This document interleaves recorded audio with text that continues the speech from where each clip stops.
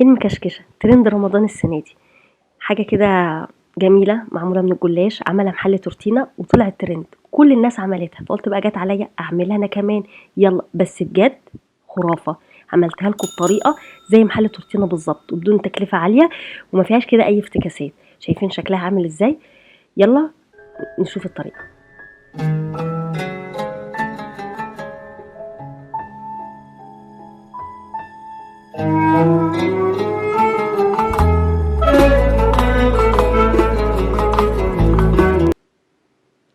أول حاجة هنعمل الحشوة بتاعة المكشكشة، تمام كده؟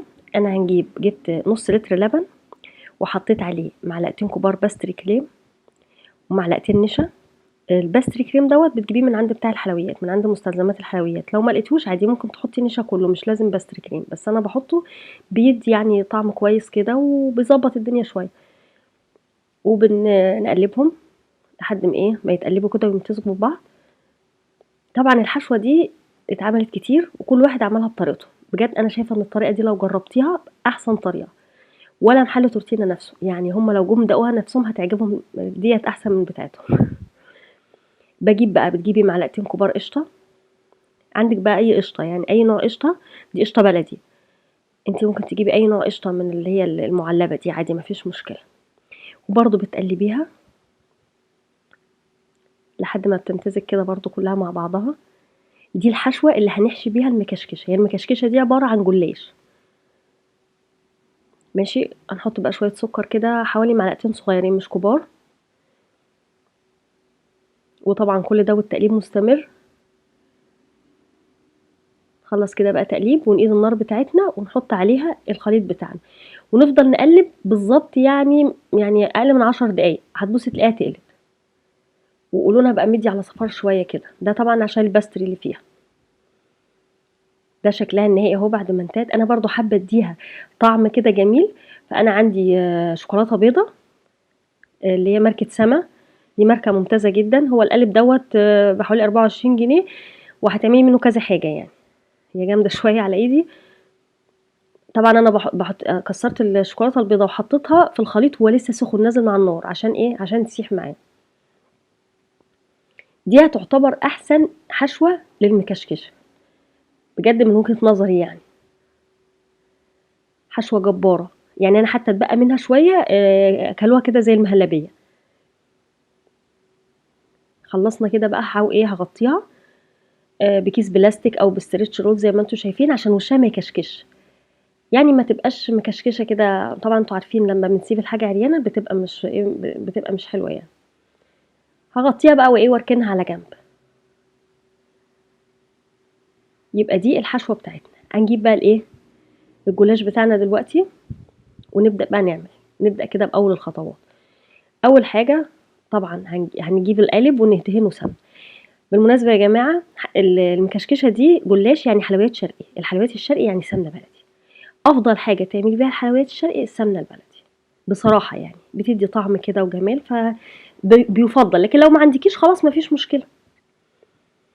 بنحط بقى الرقام بتاعة الجلاش عادي جدًا كأنِك بتعملي جلاش عادي خالص، وطبعًا بين كل رق ورق بندهن سمنة.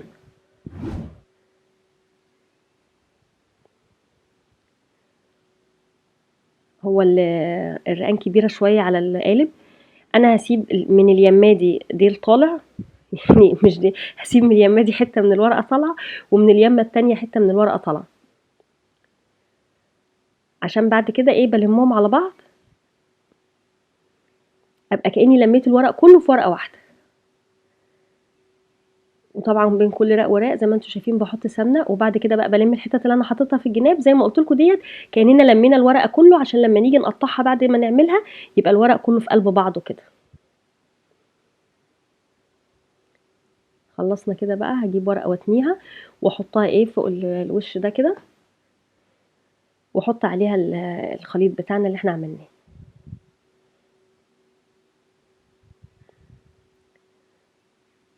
هنجيب بقى الخليط بتاعنا أهو، طبعًا سهل، شايفين هو عامل القوام بتاعه عامل إزاي، مش ماسك نفسه أوي طبعًا عشان تعرفي تحطيه، يعني زي المهلبية كده بالضبط، أهو بيبقى القوام بتاعه سائل شويه عشان تعرفي تحطيه. طبعا الباستري والنشا والشوكولاته والقشطه دول بجد عاملين شغل جامد جدا. المهم بقى يا جماعه الاسماء بقت كتيره وغريبه ومكشكشه وغرقانه وشرقانه ومش عارفه بصراحه في ايه. وكل سنه كده في ترند وفي اسماء غريبه. بس بجد هي حلوه، يعني جميله جدا وتستحق التجربه. بس سعرها يعني انا لما عرفت ان هي ب 455 جنيه، وطبعا القالب مش قد ده، القالب صغير جدا، اتخضيت. يعني مهما كلفناها، يعني حطينا قشطه وحطينا لبن وحطينا حاجات كتير زي ما انتم شايفين، بس برضو الموضوع اوفر قوي، غالي قوي قوي يعني. جبت بقى انا بعد ما حطيت خلصت الحشوه بتاعتنا، حطيت عليها ورقه جلاش، عشان لو كشكشت الجلاش وحطيته عليها على الوش كده على طول، ممكن تطلع بقى واحنا بنقطعها الحشوه بتاعتنا تطلع. فانا حطيت الورقه دي على الوش عشان كده.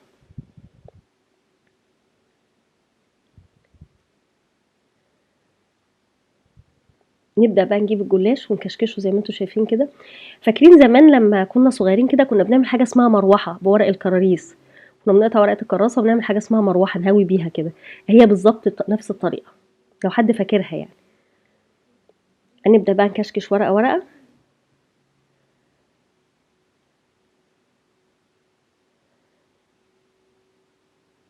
اهو ده شكلها. هنحطه بقى كده ايه على الصينيه. وبرده بندهن على الوش سمن. انا عدلت الصينيه كده القالب كده عشان يظبط معايا اكتر يعني.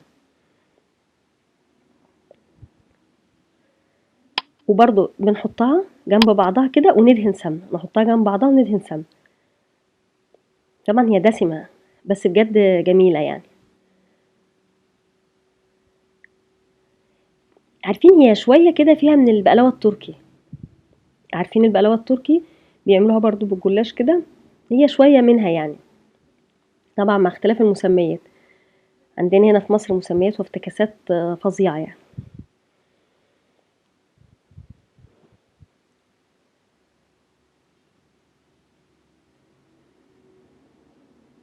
وبالمناسبه ما بتاخدش وقت خالص.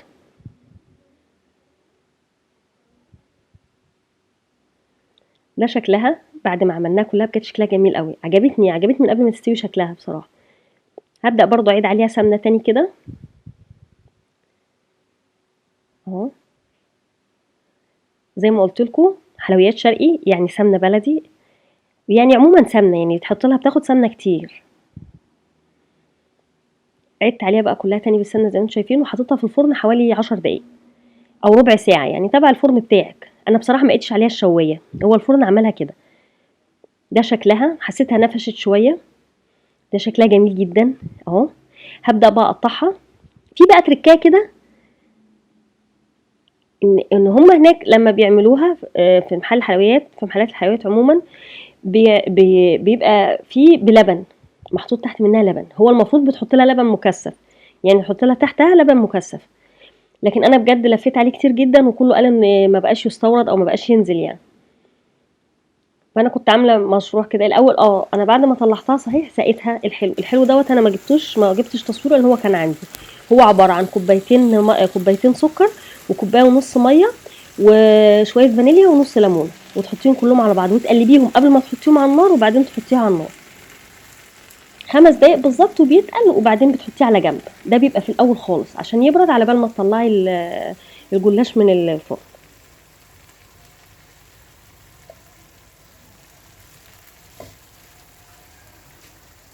ماشي.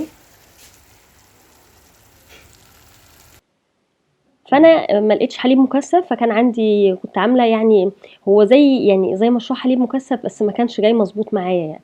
فانت لو شويه لبن وتدفيهم وتحطيهم عادي. دلوقتي انا برش بقى على الوش مكسرات، بتجيبي اي مكسرات عندك. انا ما كان يعني اللي كان عندي بصراحه سوداني، كسرته كده، وكان عندي سوداني وجوز الهند، رحت رش عليها سوداني وجوز الهند. ده الموجود يعني، مش لازم بقى فستق وحاجات زي كده، مش بالضروره يعني. هو اهم حاجه الحشوه اللي جوه هي اللي بتدي الطعم. شايفين ده شكلها؟ بجد شكلها تحفه، مكشكشه فعلا جميله. انا بقى ايه، قطعت جزء منها اهوت وحطيته في اللبن. حطيت شويه لبن في الارضيه، اللبن ده متحلي. وحطيت عليه دوت. وبعد كده بقى انت هتدوقه. فاحنا كان عندنا في فريق حب اللي هو باللبن، وفي فريق حب اللي هي من غير لبن. انا من الناس اللي حبيت باللبن بصراحه. يعني في ولادي حب منهم، في حبوها باللبن وفي حبوها من غير. انا حبيتها باللبن، عجبتني جدا. بتشرب بقى من اللبن وبتبقى تحفه. وده شكلها هو. جربوها وان شاء الله الطريقه بتاعتي تعجبكم، والحشوه لذيذه جدا وجميله، وبجد تستحق التجربه، وان شاء الله تعجبكم. وبالهنا والشفا مقدما، واشوفكم في اكلات جديده. كل سنه وانتم طيبين، رمضان كريم.